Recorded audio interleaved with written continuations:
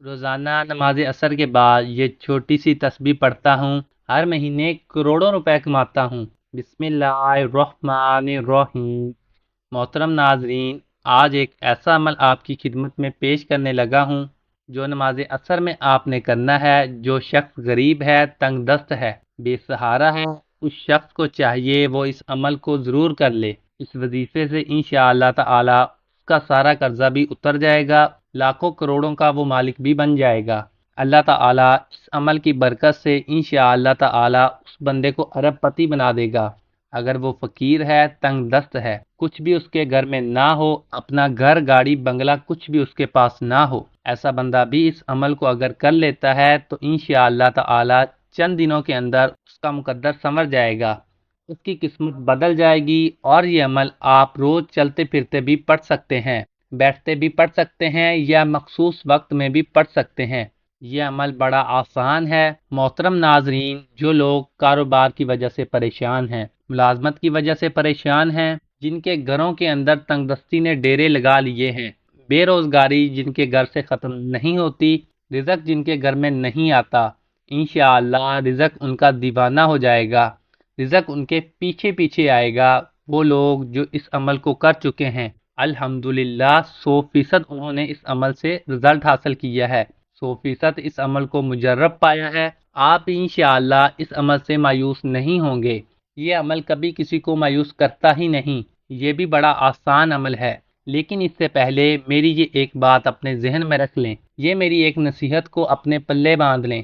اگر آپ کے حاسدین ہیں جو آپ کے پیچھے پیچھے ہر وقت لگے ہوئے ہیں، اللہ تعالیٰ اس عمل کی برکت سے آپ کو حاسدوں کے شر سے بھی محفوظ فرما لیں گے۔ لیکن آپ نے یہ 3 کام اپنی زندگی میں ضرور اپنا لینے ہیں۔ آپ کو ساری زندگی، آپ کی نسلوں کو ساری زندگی اللہ تعالیٰ کسی کا محتاج نہیں ہونے دے گا۔ یہ میں آپ کو ایک بڑا اہم نقطہ بتا رہا ہوں، اس پر توجہ کیجئے گا، اس کو اپنی زندگی میں اور اپنی اولاد کی زندگیوں میں داخل کر دیں۔ یقین جانیے آپ اربوں خربوں میں کھیلیں گے، اور الحمدللہ اس عمل کے بعد اللہ تعالیٰ نے آپ کی قسمت، آپ کے مقدر کو کھول دینا ہے، اور اللہ تعالیٰ نے آپ کی توبہ کو قبول فرما لینا ہے۔ اس عمل کی برکت سے گناہوں کی بخشش ہو جاتی ہے، انسان پاکیزہ اور صاف ستھرا ہو جاتا ہے، انسان کا عبادت میں دل لگنے لگ جاتا ہے، گناہوں سے بندے کو نفرت ہو جاتی ہے۔ اس عمل کے جتنے ہی فائدے میں آپ کو بتاؤں وہ بہت کم ہیں، لیکن جب اس عمل کو آپ کریں گے،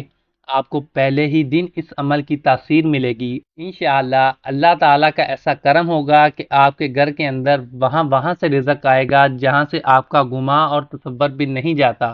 ناظرین، وظیفہ شروع کرنے سے پہلے میں آپ کو نماز عصر کی فضیلت سے آگاہ کرنا چاہتا ہوں۔ نبی کریم صلی اللہ علیہ وآلہ وسلم نے فرمایا، جس کی نماز عصر چھوٹ گئی گویا اس کا گھر اور مال سب لٹ گیا، یعنی نماز عصر کا فوت ہونا بربادی اعمال میں سے ہے۔ پیارے آقا صلی اللہ علیہ وآلہ وسلم نے ارشاد فرمایا، وہ شخص ہرگز جہنم میں نہیں جائے گا جو سورج نکلنے سے پہلے اور سورج ڈوبنے سے پہلے نماز پڑھے، یعنی جو فجر اور عصر کی نماز ادا کرے۔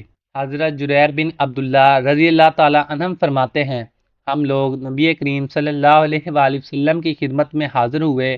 آپ نے 14ویں رات کی چاند کی طرف دیکھا، پھر فرمایا، تم لوگ اپنے رب کو اسی طرح دیکھو گے جیسے اس چاند کو دیکھ رہے ہو۔ اسے دیکھنے میں تم کو کسی بھی قسم کی مشقت اور تکلیف نہیں ہوگی۔ اس لیے اگر تم سے سورج کے طلوع سے پہلے فجر اور غروب سے پہلے عصر کی نمازوں کے پڑھنے میں کوتاہی نہ ہو سکے تو ایسا ضرور کرو۔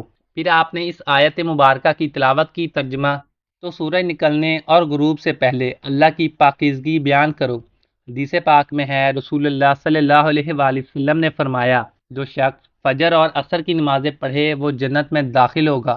ناظرین، اللہ پاک کے جو اسماء حسنی ہیں ان کو پڑھنے کے بے شمار فضائل و برکات ہیں۔ اسماء حسنی جو ہیں ان کی تعداد 99 ہے، اور ان کی تعریف میں ایک حدیث پاک، حضور پاک صلی اللہ علیہ وآلہ وسلم کا فرمان ہے کہ اگر کوئی شخص اللہ تعالیٰ کی 99 جو نام ہیں ان کو یاد کر لیتا ہے، یا ان کو پڑھ کر اللہ سے دعا مانگتا ہے، یا ان کے معنی یاد کر لیتا ہے، ان پر عمل کرتا ہے، تو وہ جنت میں جائے گا۔ اللہ پاک کے جو سارے نام ہیں وہ بے شمار فضائل و برکات کے حامل ہیں، اور ان کو پڑھ کر اللہ پاک سے اپنی مشکلات کے حل کے لیے دعائیں کریں۔ آپ کی جو بھی مشکلات ہیں انشاءاللہ وہ فوراً حل ہو جائیں گی۔ وقت کی نزاکت کو مد نظر رکھتے ہوئے وظیفے کی طرف چلتے ہیں۔ محترم ناظرین، یہ وظیفہ آپ نے نماز عصر میں کرنا ہے۔ اس وظیفے کو عورتیں خاص ایام میں نہیں کر سکتی، کیونکہ یہ نماز عصر ادا کرنے کے بعد کا وظیفہ ہے۔ آپ نے یہ وظیفہ باوضو ہو کر مصلی پر بیٹھ کر محمد مصطفیٰ صلی اللہ علیہ وآلہ وسلم کی ذات پر 11 بار درود شریف پڑھنا ہے۔ درود پاک پڑھنے کے بعد آپ نے اللہ کے یہ دو نام یا اللہ یا رحمان کی 100 دانوں کی تسبیح کرنی ہے، اور یاد رہے عصر کی نماز کے بعد آپ نے یہ ایک تسبیح کرنی ہے۔ انشاءاللہ اس سے آپ کے جو رزق میں برکت ہوگی، عمل میں برکت ہوگی، جو شر ہیں وہ آپ سے دور چلے جائیں گے، اور خیر ہی خیر اور عافیت کا معاملہ ہوگا۔ اور اس کے بعد 3 دفعہ سورۃ الاخلاص پڑھنی ہے۔ حضرت انس نبی کریم صلی اللہ علیہ وآلہ وسلم سے روایت فرماتے ہیں، جو شخص روزانہ 200 مرتبہ قل هو اللہ احد پڑھے گا تو اس کے 50 سال کے گناہ اس کے نامہ اعمال سے مٹا دیے جاتے ہیں۔ البتہ اس پر اگر قرض ہو تو وہ معاف نہیں ہوتا جب تک ادا نہ کرے یا صاحب حق معاف نہ کرے۔ ایک اور حدیث میں ہے، حضرت انس نبی کریم صلی اللہ علیہ وآلہ وسلم روایت فرماتے ہیں، جو شخص سوتے وقت دائیں کروٹ پر لیٹ کر 100 مرتبہ قل هو اللہ احد پڑھے تو قیامت کے دن اللہ اس سے فرمائیں گے، اے بندے دائیں جانب سے جنت میں داخل ہو جا۔ یعنی آپ اس عمل سے اندازہ لگا سکتے ہیں کہ چھوٹا سا کام ہے، چھوٹا سا عمل ہے، اور اس کی فضیلت و اجر بہت زیادہ ہے۔ ایک آدمی کو سورہ اخلاص سے بہت محبت تھی، اور اس محبت کی وجہ سے وہ اس سورت کو ہر نماز کی قرات کے اختتام پر پڑھتے تھے۔ اللہ تعالیٰ اس کی اس سورت سے محبت کی وجہ سے اسے جنت میں داخل کر دیا۔